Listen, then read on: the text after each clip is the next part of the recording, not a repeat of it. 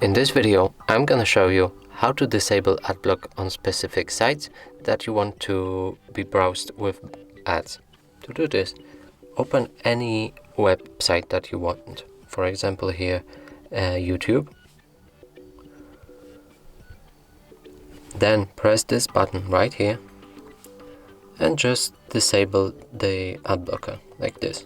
Now it's disabled and the ads should show up now, and now it's enabled and ads won't show up now. That's it for this video. Hope you like it. Please consider subscribing to our channel, leave a like and a comment below.